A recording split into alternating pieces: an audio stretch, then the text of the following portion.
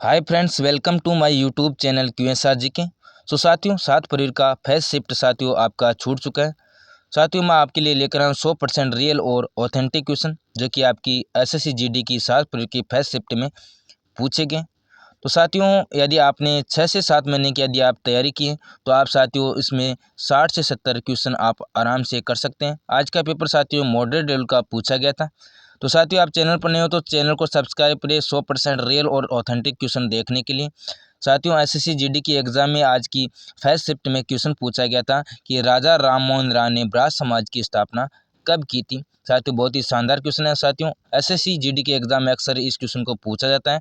तो साथियों, कलकत्ता शहर में राजा राम मोहन राय ने ब्राह्म समाज की स्थापना की थी 1828 में। नेक्स्ट क्वेश्चन आपकी राजभाषा से संबंधित साथियों क्वेश्चन पूछा गया था कि भारत की राजभाषा किस भाग में। तो साथियों, भाग नंबर 17 में साथियों आपकी राजभाषा का वर्णन किया गया है। राजभाषा के बारे में अन्य फैक्ट की हम बात करते हैं तो अनुच्छेद 343(1) के तहत घोषित की गई है राजभाषा को। संविधान के इस भाग में राजभाषा से जुड़े कुछ प्रावधानों की हम बात करते हैं।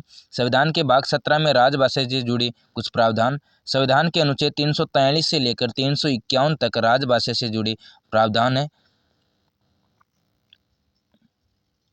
कि अनुच्छेद 343(1) के मुताबिक हिंदी को देवनागरी लिपि में लिखा जाता है और अनुच्छेद 351 के मुताबिक संघ को हिंदी भाषा को बढ़ावा देना और उसका विकास करना साथियों इसका प्रमुख उद्देश्य है आर्टिकल 351 का।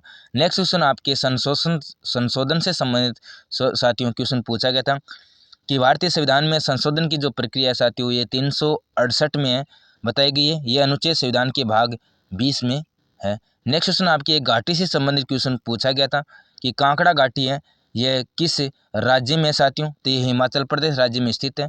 यह घाटी देवदार के पेड़ों से घिरी हुई है। यह कांकड़ा किला मशरूम रॉक कट मंदिर घूमने वाला एक लायक इलाका है साथियों। नेक्स्ट क्वेश्चन आपका पूछा गया था पोंगल त्यौहार से संबंधित एक क्वेश्चन पूछा गया था साथियों। मैंने इसमें सभी त्योहार को इसमें शामिल किया था साथियों जो कि आपकी आने वाली एग्जाम में पूछे जा सकते हैं। तो पोंगल त्यौहार जो कि आपका जो मनाया जाता है साथियों ये तमिलनाडु राज्य में मनाया जाता है।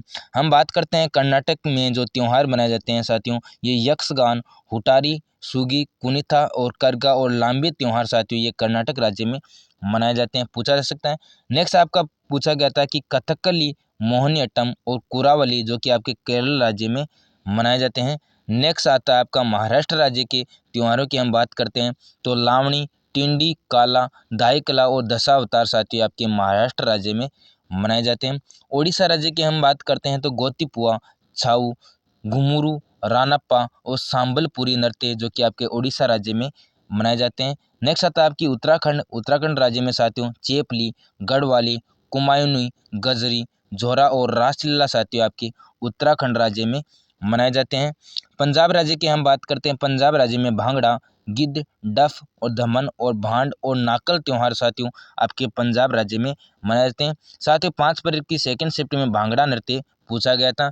नेक्स्ट आपका आता है हरियाणा राज्य की हम बात करते हैं साथियों तो हरियाणा राज्य में झूमर फाग नृत्य डेफ धमाल लुर गुग्गा और खोर और गंगोर नामक त्योहार मनाए जाते हैं।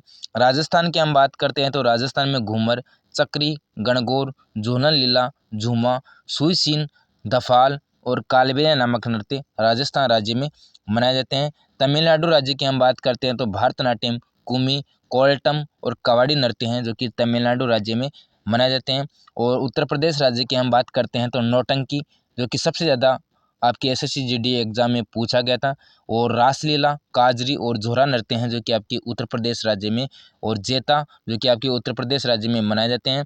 और हम बात करते हैं पश्चिम बंगाल की पश्चिम बंगाल से 4 फरवरी की सेकंड शिफ्ट में क्वेश्चन पूछा गया था। पश्चिम बंगाल में साथियों लाठी गंभीरा ढाली जतरा बाउल छाऊ और सांतरे डांस आपके पश्चिम बंगाल राज्य में मनाए जाते हैं। साथियों एक शीतकालीन पैरालंपिक से क्वेश्चन पूछा गया था आज की 7 फरवरी की फर्स्ट शिफ्ट में कि खेलों का आयोजन कहाँ किया गया। तो साथियों ये किया गया था 13वां संस्करण था ये शीतकालीन पैरालंपिक का जो कि चीन के बीजिंग शहर में साथियों इसका आयोजन किया गया था 4 मार्च से लेकर 13 मार्च के मध्य। नेक्स्ट क्वेश्चन आपका एशिया गेम्स से भी एक क्वेश्चन पूछा गया था कि भारत की रैंक कितनी है। तो साथियों जो कि एशिया गेम्स हैं उसमें 2023 में भारत की रैंक जो कि चौथे नंबर पर थी।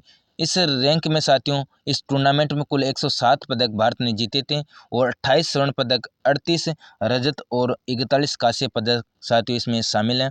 नेक्स्ट आता है आपके बास्केटबॉल से संबंधित एक क्वेश्चन पूछा गया था कि किसने गोल्ड मेडल जीता। तो साथियों ये 38वें राष्ट्रीय खेलों में बास्केटबॉल 55 स्पर्धा में तमिलनाडु की महिला टीम और पंजाब की पुरुष टीम ने स्वर्ण पदक जीता। महिला वर्ग में केरल ने रजत पदक और दिल्ली ने कांस्य पदक जीता। और जो कि बास्केटबॉल 2022 का जो जो आयोजन हुआ था साथ ही ये उत्तराखंड की देहरादून में इसका आयोजन किया गया था। नेक्स्ट क्वेश्चन आपका आता है पंचवर्षीय योजना से एक क्वेश्चन पूछा गया था। साथियों पंचवर्षीय योजना कितने चरणों में जो कि आयोजित की गई थी? प्रथम पंचवर्षीय योजना साथियों प्रथम पंचवर्षीय योजना एक चरण में आयोजित की गई थी जो कि 1901 से लेकर 1956 के बीच चली थी। पहली पंचवर्षीय योजना के बारे में फैक्ट के बारे में हम बात करते हैं जो कि आगामी एग्जाम में पूछे जा सकते हैं। तो साथियों प्रथम पंचवर्षीय योजना ये हेरोल्ड डोमर मॉडल पर आधारित है। इसका प्रमुख उद्देश्य की हम बात करते हैं तो ये सबसे ज़्यादा जोर कृषि पर दिया गया था और ये योजना है पंडित जवाहरलाल नेहरू के नेतृत्व में लॉन्च की गई थी। और इसके प्रमुख यदि हम जीडीपी की बात करते हैं तो वार्षिक लक्ष्य रखा गया था 2.1%। नेक्स्ट क्वेश्चन आपका पूछा गया था जनगणना के बारे में कि अंतिम जनगणना कितने चरणों में हुई थी। तो साथियों आपकी जो अंतिम जनगणना ये 2 चरणों में थी। पहले चरण में घरों की सूचीकरण और मकानों की गणना की गई थी। दूसरे चरण में जनसंख्या की इसमें गणना की गई थी। और यदि हम बात करते हैं कुछ खास बातों की 2011 की जनगणना की तो ये 1872 से भारत की 15वीं जनगणना थी और आज़ादी के बाद भारत की 7वीं जनगणना थी। साथियों आज की शिफ्ट में यही पूछा गया था कि जो अंतिम जनगणना थी वो कौन सी जनगणना थी। तो ये 7वीं जनगणना थी आज़ादी के बाद। और जनगणना के आंकड़े साथियों 16 भाषाओं में इकट्ठे किए गए थे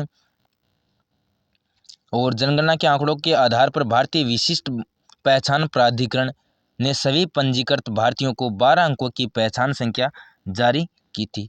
आपकी नेक्स्ट क्वेश्चन जो पूछा गया था आज के एग्जाम में साथियों साथियों आपको 100% रियल और ऑथेंटिक क्वेश्चन आपको साथियों यहाँ मिलते हैं। तो आप हमारे चैनल को सब्सक्राइब जरूर करें और बेल आइकन को ऑन करें ताकि जो भी मैं वीडियो अपलोड करूँ उसका नोटिफिकेशन आपको जरूर मिले। Thanks for watching my video.